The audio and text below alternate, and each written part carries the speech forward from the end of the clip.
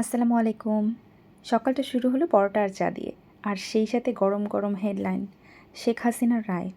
তো বেশ উৎকণ্ঠার সাথেই দিনটা শুরু হলো যে রায় কী আসবে। তো সেই রাজনৈতিক পরিস্থিতির সাথে, সাথে কিন্তু আমাদের গৃহিণীদের চলে সেই সাথে রান্নাঘরের যুদ্ধ। তো আমার যুদ্ধও শুরু হয়ে গেছে। আজকে খুব সিম্পল রান্নাবান্না করব। একটু মূলা শাক ভাজি করব আর কাতল মাছ একদম ফ্রেশ, ফ্রেশ ছিল সেগুলো পেটিয়ে রান্না করব। তো চুলায় রান্না বসিয়ে এদিকে চিন্তা করছি যে আমাদের জীবনটা কতটা অনিরাপত্তায় ভুগছি আমরা।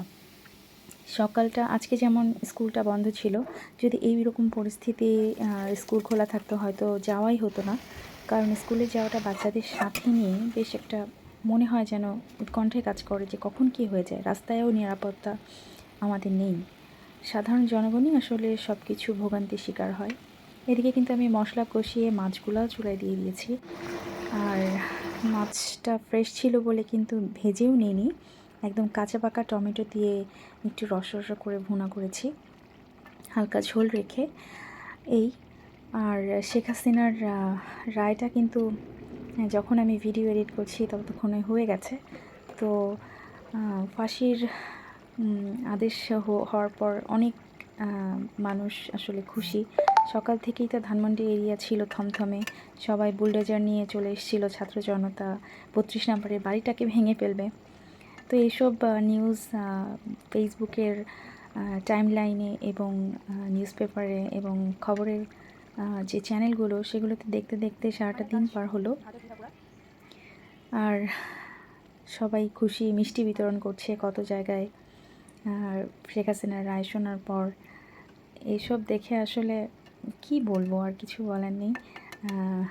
যে খারাপ করেছে তার সাথে খারাপই হওয়া উচিত। এখন আসলে জোরে যার মুল্লুক তার, সেই হচ্ছে ব্যাপারটা।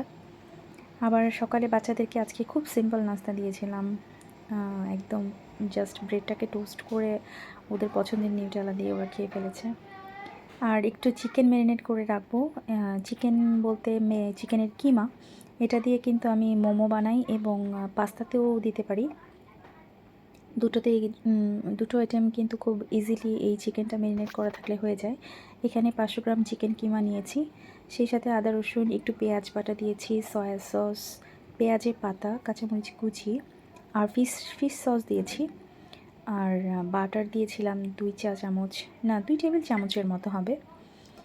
আর সামান্য একটু টেস্টিং সল্ট দিয়েছি। টেস্টিং সল্টটা দিলে আসলে টেস্টটা আসলে একটু এনহ্যান্স করে। আর সামান্য লবণ দিয়েছি, কারণ সয়া সস আর ফিশ সস দুটাতেই কিন্তু লবণ আছে। এটাকে ম্যারিনেট করে রেখেছিলাম রাতের জন্য।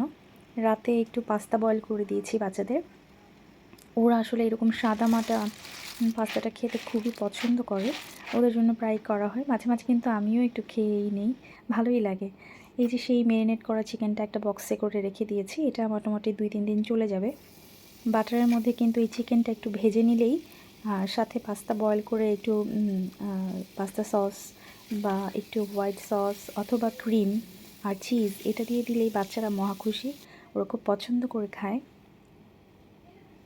আজকে যে পরিমাণ পাস্তা নিয়েছি খুব অল্প পরিমাণে নিয়েছি, এই জন্য কিন্তু 3 টেবিল চামচের মতো চিকেন নিলেই আমার হয়ে গেছে। এই চিকেনটা দিয়ে কিন্তু আমি মোমোও বানাবো। খুব অথেন্টিক একটা টেস্ট, একটা ফ্লেভার আসে এই চিকেনের ফিলিংটা দিয়ে যদি মোমো বানানো হয়, খেতে ভালো মজা হয়। আমি পাস্তা বয়েলটাও দিয়ে দিয়েছি। আজকে কিন্তু আসলে বাচ্চাদের পরীক্ষার প্রিপারেশন চলছে, তো এর জন্য একটু ফাঁকিবাজি করেছি, হোয়াইট সস করিনি। ডানো ক্রিমটা দিয়ে দিয়েছি আর মোজারেলা চিজ দিয়েছি। এটাতে একটু ক্রিমিনেস এসছে, মাশাআল্লাহ মজাই হয়েছিল। বাচ্চারা আসলে এরকম সাদামাটা জিনিসই পছন্দ করে, ওদের কাছে এটাই পছন্দের, সবজি দিলেই খেতে চায় না।